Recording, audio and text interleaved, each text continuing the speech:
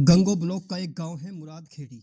और उसी गाँव का एक टॉपर स्टूडेंट है जिसने CBSE 12th Aryan International School से टॉप करके इस क्षेत्र का नाम बड़ा रोशन किया है। लेकिन उनके निवास स्थान पर बैठकर बात करते हैं कि किस तरह से पढ़ाई की है। हालाँकि हम थोड़ा-सा बैकग्राउंड बता दें, जो हमारी ऑफ़लाइन बात चल रही थी। ये आप कैमरे के ज़रिए भी देख सकते हैं कि कुछ मतलब मकान भी बताता है कि कहीं न कहीं एक रॉयल टच यहाँ पर है। और सीबीएसई में जो परफ़ॉर्मेंस इस बच्चे की रही है, उसके पीछे कहीं न कहीं बैकग्राउंड भी मायने रखता है। लेकिन इन सभी बातों को विराम देते हुए हम बात करते हैं इस स्टूडेंट से जो हमारे बराबर में बैठा हुआ है। अपना नाम बताइए। कार्तिक कार्तिक, 12th में आपने टॉप किया है, कितना परसेंट है? किस तरह की परफ़ॉर्मेंस रही है? कितने घंटे पढ़ते थे? थोड़ा डिटेल में बताइए। परसेंटेज रही है 94.6 लगभग हिंदी में भी बताइए क्योंकि हिंदी बेल्ट के दर्शक भी हैं। 94.6 अंक प्रतिशत प्राप्त हुए हैं और लगभग 6-7 घंटे दिन में पढ़ाई करता था मैं। ज़्यादातर रात को फोकस रहता था।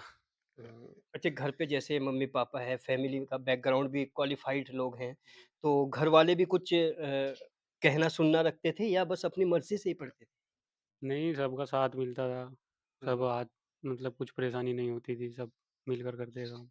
कॉलेज के मैनेजिंग डायरेक्टर और प्रिंसिपल कौन है आपके? प्रिंसिपल हमारी अमिता चौधरी मैम हैं और मैनेजमेंट हमारे नाम से है। ओके, अपनी प्रधानाचार्य के बारे में बताइए, किस तरह से उनका योगदान रहता है, ख़ास तौर से उन बच्चों के लिए जो जिनसे उम्मीदें होती हैं कि वो टॉप कर जाएँगे? एक उनका बहुत अच्छा नेचर है, मतलब प्रिंसिपल जो एक तो होना चाहिए काम सबकी तरफ ध्यान रखना, सभी स्टूडेंट की तरफ ध्यान रखते थे, चाहे नंबर कम आए ज़्यादा आए किसी के, बस तो मेहनत जिसकी ज़्यादा करता था उसको बाद में अच्छे इनाम देते थे, पुरस्कार देते थे। सीबीएसई स्कूल में आप कौन-सी क्लास से पढ़ रहे हो? सीबीएसई में 7th क्लास से पढ़ रहा हूँ।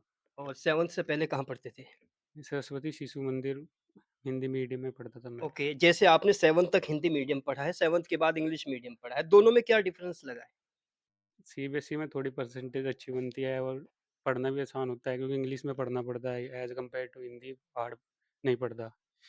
तो आपको हिंदी टफ़ लगती है और इंग्लिश ईज़ी? टफ़ नहीं पर लिखने में टाइम लगता है हिंदी को, इंग्लिश एक मतलब पेन नहीं उठता तो सीधा हम लिखते चले जाते हैं, समस्या वही है। जैसे 7th से 8 में आए उस समय कोई प्रॉब्लम आई थी आपको? नहीं, उस टाइम तो कुछ प्रॉब्लम नहीं है। ओके। अच्छा, सीबीएसई स्कूल की अपने इस कॉलेज की कोई एक ऐसी विशेष बात बताइए जो यूपी बोर्ड में या हिंदी मीडियम में नहीं होती? उम, फैसिलिटी अच्छी मिलती है, लैब हर चीज़ मतलब स्पोर्ट एक्टिविटीज़ सब चीज़ अच्छे कराते हैं स्कूल वाले, हर एक प्रोग्राम कराते हैं, एज़ कम्पेयर टू हिंदी में इतना नहीं देखने को मिलता हमें। अगर बर्ताव की बात करें, हिंदी मीडियम के टीचर्स और इंग्लिश मीडियम के टीचर्स के बर्ताव में क्या ख ख़ास फ़र्क लगता है? लगभग बर्ताव तो सभी का ही सेम रहता है अपने छात्र के प्रति। ओके, वो टीचर्स के नाम मेंशन करिए जिन्होंने आपको सबसे ज़्यादा इंस्पायर्ड, मोटिवेटेड किया। सबसे पहले तो शाहरुख सर और दीपांशु सर जो हमारे सहारनपुर के हैं, उनसे मैंने ट्यूशन पढ़ा, बहुत अच्छे टीचर हैं।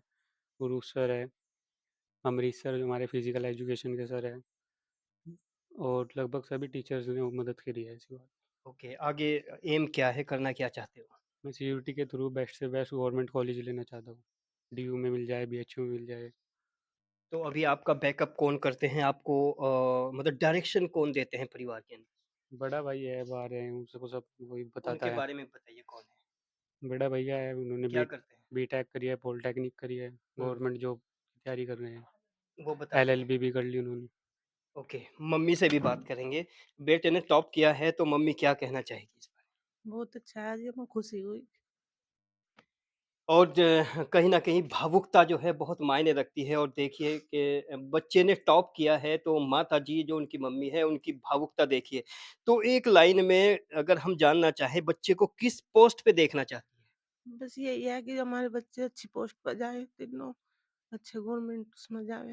मैंने स्कूल स्कूल के बारे में कुछ कहना चाहेंगे जहाँ बच्चा पढ़ता है? हाँ जी, बस सही निकला वहाँ से, अपना मेहनत करी इसने बहुत ज़्यादा। रात को तो 2 बजे तक पढ़ता था ये। ओके। एज़ अ फादर क्या कहेंगे इस सफलता पर? हमें बहुत नाज है जी। जी, बच्चे ने हाथ बहुत हाथ नीचे। जी, जी।